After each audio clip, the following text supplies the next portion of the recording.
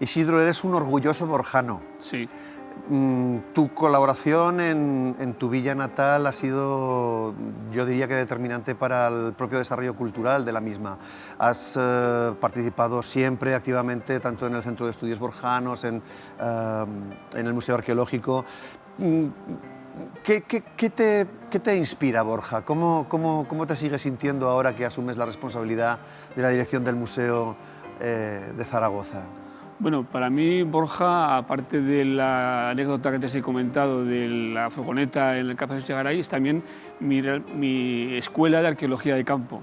Ahí he prospectado, ahí he visto muchos yacimientos, he aprendido a leer en el terreno la arqueología y la historia, y por otro lado pues es la tierra de mis mayores, de mis padres, y yo me siento borjano, aunque tuve la circunstancia de nacer en Zaragoza, porque nadie es perfecto. Claro. Pero, claro, entonces, y bueno, para mí Borja es pues, mi niñez, mi juventud, mi aprendizaje, y tengo un cariño tremendo, no solo a Borja, sino a toda la comarca, que es una zona realmente digna de conocer a fondo. Es el momento quizá, Isidro, de que entremos en materia y nos expongas un poco cuáles son las líneas maestras que vas a abordar en tu nueva tarea, en tu nueva etapa como director del Museo de Zaragoza, después de la meritoria labor realizada durante tantos años por el maestro Miguel Beltrán. Bueno, tengo varios planes a corto, medio y largo plazo. A corto plazo, mi primer plan es recuperar la sala de exposiciones temporales de cual el museo tenía y ahora carece, porque es fundamental para un museo tener un sitio digno donde programar exposiciones temporales para darle variedad a la institución. Entonces, este es mi primer objetivo, que yo creo que para el mes de mayo, para el Día de los Museos, ya podremos contar de nuevo con una sala de exposiciones temporales en el Museo de Zaragoza, a través de la cual hacer una actividad y programar cosas realmente importantes. Segundo objetivo a medio plazo es recuperar el discurso, dijéramos, orgánico del museo, que se perdió porque se desmontó el museo de cara a hacer un par de exposiciones muy potentes y no se volvió a montar de manera lógica porque estábamos pendientes de la ampliación a la Escuela de Artes y Oficios, y entonces llegó la crisis y se paralizó todo.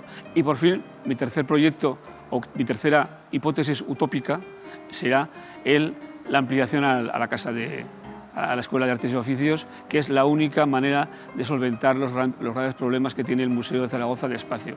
Porque tenemos una colección magnífica que se puede comparar al Prado, al Museo Nacional de Arqueología, a muchos museos internacionales, y que no podemos mostrar por falta de espacio. Permíteme que te pregunte. El Museo de Zaragoza no solamente tiene la sede de la Plaza de los Sitios, sino que tiene otras sedes. ¿Has previsto algún tipo de actuación en ellas? Bueno, sí. En principio el Museo de Zaragoza es un museo complejo porque incluso tiene 4 sedes. La central de Zaragoza, como tú has dicho, 2 en el Parque La Bordeta y una en Velilla de Ebro. La idea que tenemos en el museo, en el parque, es la sección de cerámica, que queremos que ya tenga un recorrido suficiente como museo monográfico, convertirla en una especie de diálogo con la Casa Pirenaica, es decir, montar allí un museo etnográfico, endológico de la cultura del Valle del Ebro, que falte, que es un diálogo entre el Pirineo y el Valle del Ebro. Muy interesante. Y luego en el Museo de Velilla de Ebro tenemos una idea embrionaria, que es vincular el museo más a la población. El museo, por razones que ahora no vienen a cuento, de economía de medios, de oportunidad, se ubicó a las afueras del pueblo, cerca del yacimiento. ¿Qué ocurre? Que la gente que va a ver el yacimiento del museo no va al pueblo. Entonces, creemos que un motor de desarrollo, casi el único que le queda a Velilla de Ebro, es el patrimonio cultural, y estar asentado encima de un yacimiento romano de tal categoría debe de reportar a la población algún tipo de beneficio. Y nuestra idea es, a medio plazo, poder reubicar el Museo de Velilla dentro de la población.